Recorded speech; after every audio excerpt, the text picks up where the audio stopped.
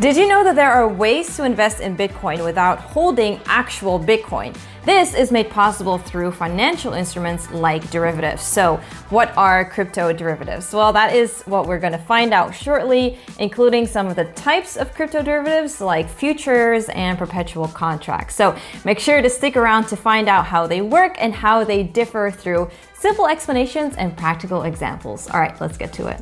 So what are crypto derivatives? Okay, so the word derivative implies that it is derived from something, right? So in financial terms, derivatives are instruments that derive their value from an underlying asset. Crypto derivatives, therefore, derive their value from cryptocurrencies. They exist as financial contracts that two parties enter into to speculate on the underlying cryptocurrency's price on a future date. So, for example, a futures contract, which is a type of crypto derivative, will have the parties agree on a selling and buying price of the cryptocurrency in, say, 1 month, regardless of what the actual price will be.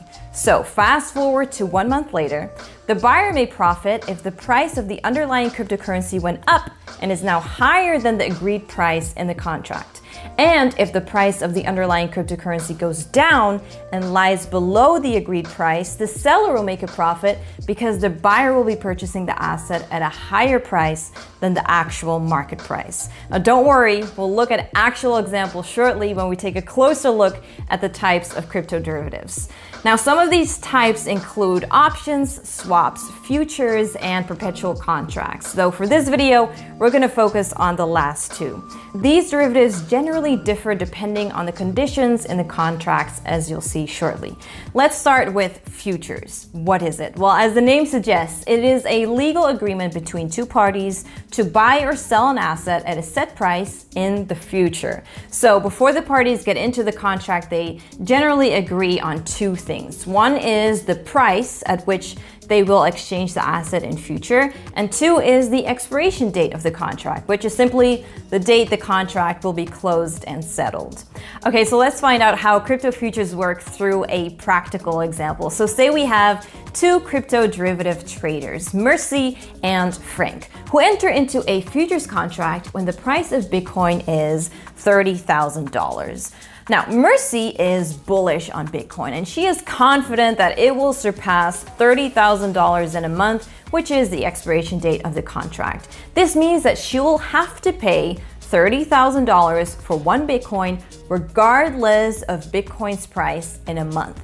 Frank, on the other hand, is bearish on Bitcoin and has his reasons to believe that the price of Bitcoin will drop below $30,000 in the coming months. So, the contract, from Frank's perspective, commits him to selling Bitcoin at the agreed price, regardless of the asset's price in a month. Okay, so let's look at different scenarios that'll determine which of the two makes a profit. So scenario one, it could be that Mercy was right and the price of Bitcoin does go up to, say, $37,000. So now she'll actually be purchasing Bitcoin from Frank at a discount.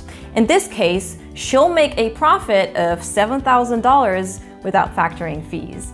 And then we have scenario two. So let's assume Mercy's prediction was wrong and the price of Bitcoin went down and is now trading at $25,000. Well, she'll still have to buy the Bitcoin from Frank at the agreed $30,000, meaning she makes a $5,000 loss while Frank makes a $5,000 profit.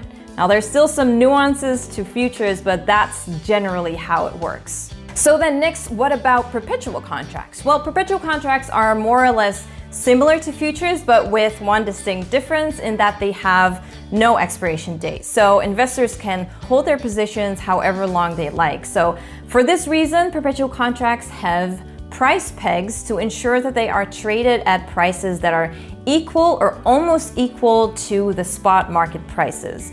And this price peg is maintained through a premium called a funding premium that is paid between the contract sellers and buyers to help keep the price in line with the spot market.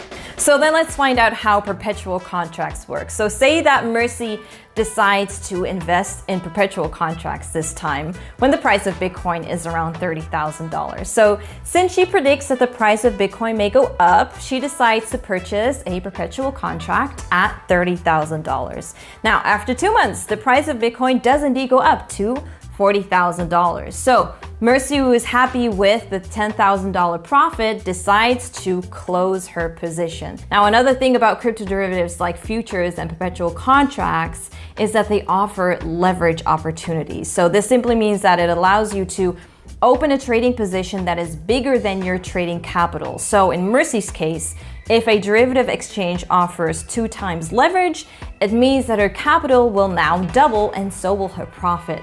However, just as leverage amplifies profits, it also amplifies losses. So there is a very high risk of being liquidated. So let's quickly see how this may happen in Mercy's case. But before that, let's try to break down the following concepts first. That is the initial margin and the maintenance margin. Now, the former describes the minimum value that needs to be paid to open a leverage position. So for illustration purposes, let's set this value at $30,000, meaning Mercy pays an initial margin of $30,000, which will act as her collateral to open a 2 times leverage position. The maintenance margin, on the other hand, is the minimum amount of collateral Mercy must hold to keep her trading positions open. If Bitcoin's prices move against Mercy and her margin balance drops below this level, she may be asked to add more funds to her account or be liquidated. Now, that said, perpetuals are by far the most traded financial instruments in crypto. And at the time of making this video, the 24-hour volume of perpetuals was over 126 billion compared to futures 5 billion. Though you might still wonder, why not just hold actual Bitcoin if the price is pegged to it anyway? Well, these derivatives have an important function in crypto of managing risks. So say Mercy holds actual Bitcoin, but the price is going down. Since she is also a crypto derivative trader, she can decide to purchase a derivative contract whose value swings in the opposite direction of the Bitcoin she holds. Ideally, now she'll be able to offset the losses of her actual Bitcoin with the gains from the derivatives.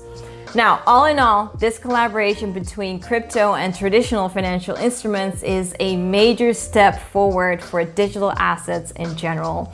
And it also gives investors an option to be involved with digital assets without necessarily holding them. So, are you going to experiment with crypto derivatives, or are you going to stick with the good old hodling on for dear life tactic? Well, we'd love to hear your thoughts on this, so let us know in the comments. And as always, remember to like, subscribe, and follow us on all our socials for future alpha. See ya.